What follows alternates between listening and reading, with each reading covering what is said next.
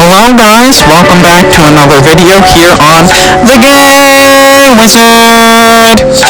Alright guys, today I'm reading a freaky pasta, not to be confused with a creepy pasta. A freaky pasta, for those of you who don't know, it's basically a, let's say, I guess you could sit there and say that it's an umbrella term.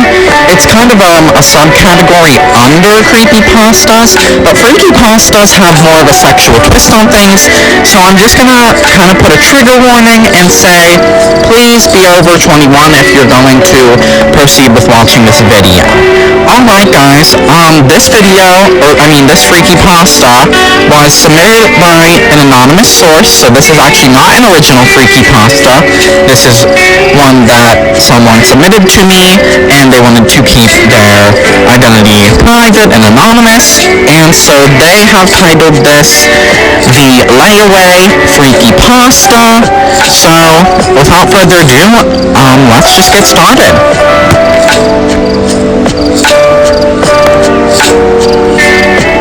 Hi, my name is Biffiter, and this is my story.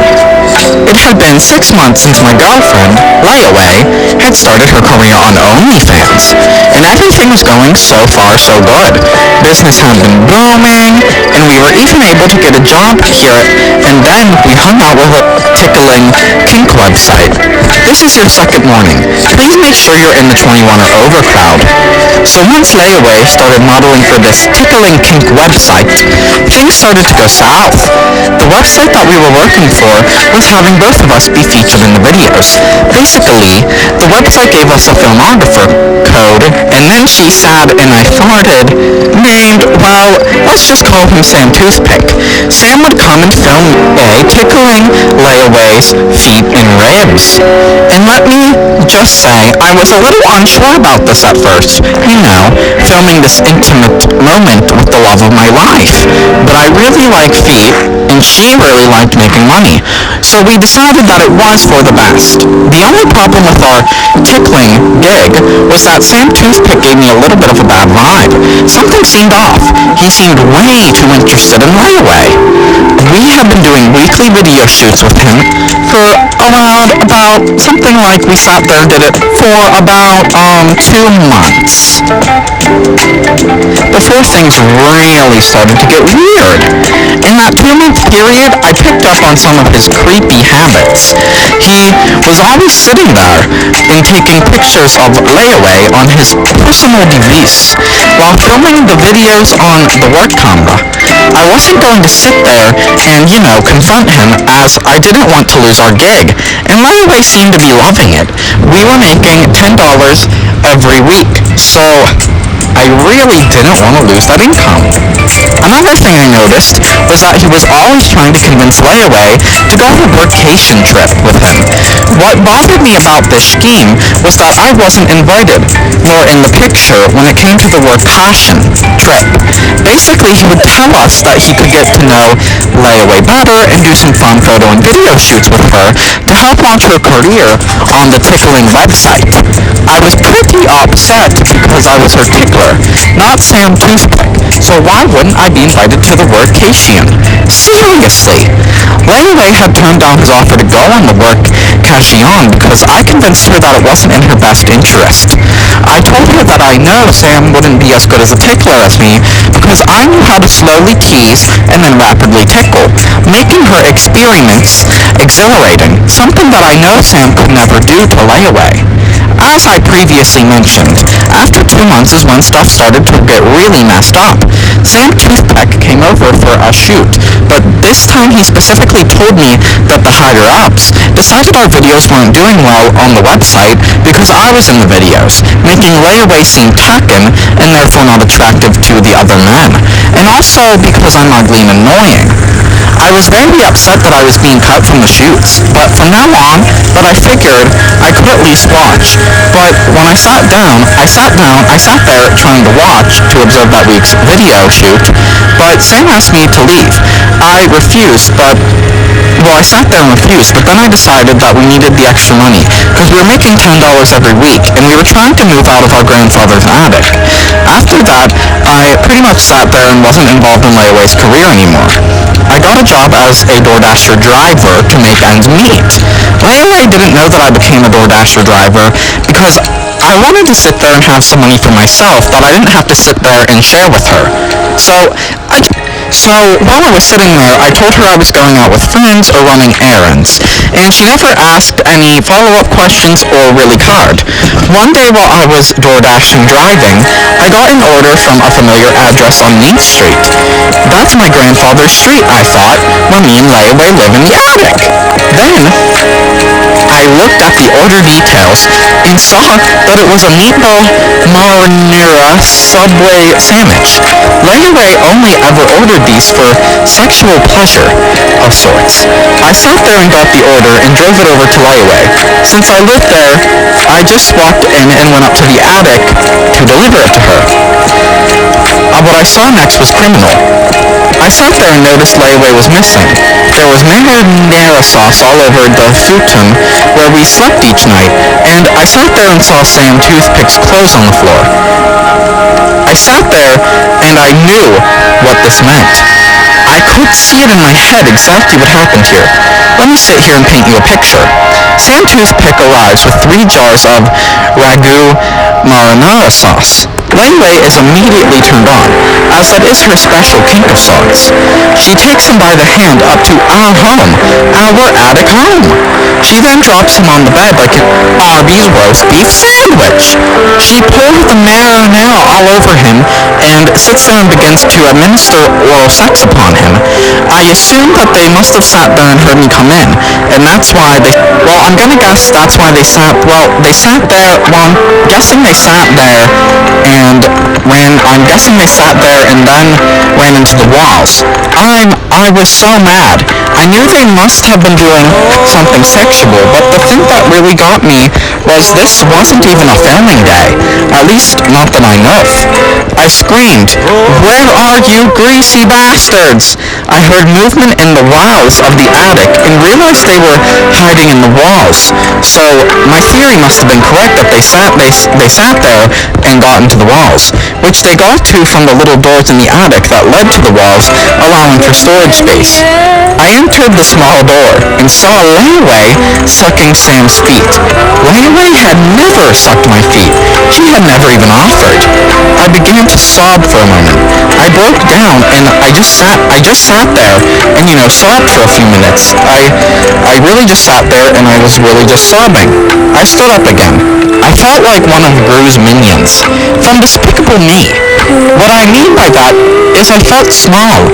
I felt interior, like a minion of sorts. I guess you're probably most likely to sit there and say that, you're probably most likely to sit there and say that I've never been more icy hot in my entire life.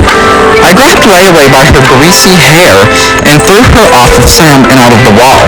Then Sam kicked me in the punis.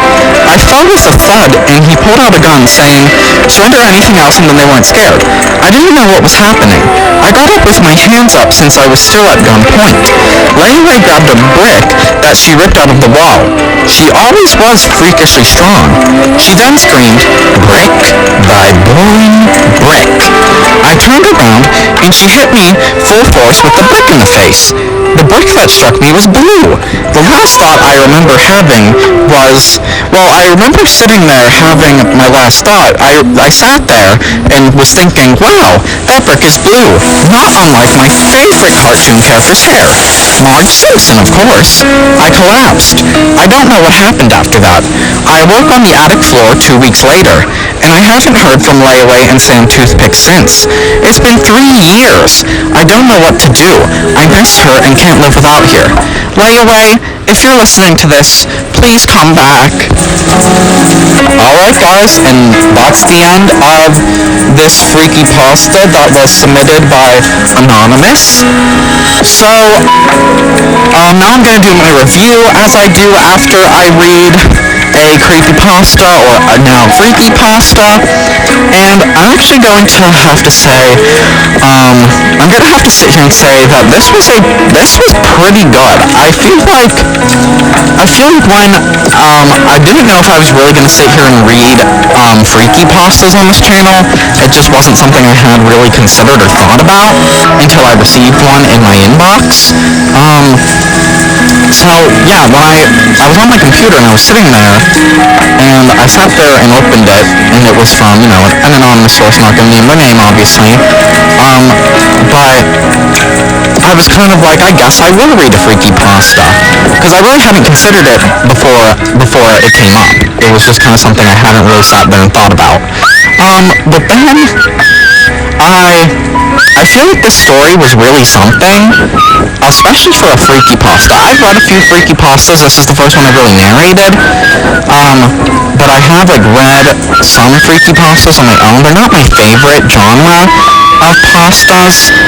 I really just like creepy pastas, to be frank with all of you. But I feel like this was a really interesting freaky pasta for what it was, and I feel like there's no better word to describe it than this was really something. There were a few grammatical errors. Honestly, story plot-wise, I feel like I'd have to say this freaky pasta was amazeballs. I really liked it. It was amazing. I'm not gonna lie. I sat there and I really did find this freaky pasta enjoyable. But the only thing that kind of takes points away for me personally is the grammar. I feel like the grammar makes it harder to read, harder to narrate. So if I did make mistakes, it was probably because of that. Because there was some mistakes in it, some grammatical mistakes, some punctuation errors. But I feel like, I don't know, I feel like this is honestly probably a must-read freaky pasta. I really feel like I liked how they wrote it in a way that I feel like felt authentic and more human-like than most of the freaky pasta stories that I've read. I feel like they added things in that were they added more internal dialogue and thoughts in this freaky pasta that I thought made the characters feel more human-like. Because some of it didn't really add to the story, it was just really human nature and what the human names were experiencing. Kind of how they added in the part about feeling like a minion. I feel like you'd think that in the situation, but you probably, you probably wouldn't really say that. I feel like if this wasn't, if it wasn't written from a really good point of view where it's these are humans, I feel like it wouldn't have said that. Same with the Marge thing. I just feel like those kind of details really added in a whole new depth and dynamic of these are humans with real thoughts, with real feelings, and they just sat there and really made it really detailed and specific to the human nature and experience. I felt like I could personally relate to just the way the characters talk to themselves and kind of compare, they sat there and compared things. But yeah, I would say this is probably one of my favorite freaky pastas of it. I really did sit here and enjoy this one. I did sat there and enjoyed it and read it all through. So I'm gonna give this one probably 4.75 stars out of 5. I think this was a must-read freaky pasta. It was really something for what it was.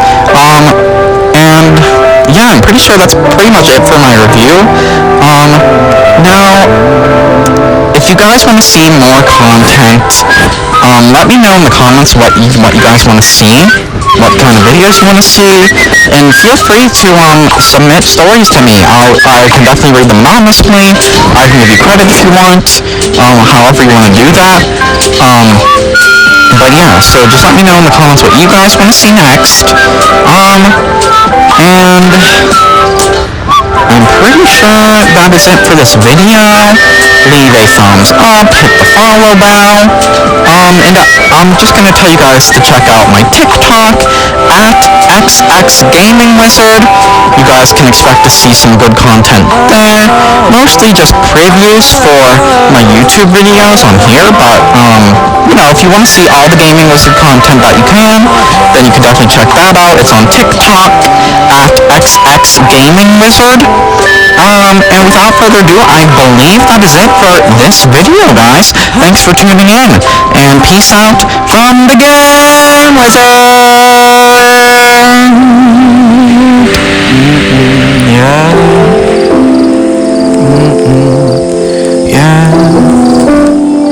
I said yeah. Okay, it's over.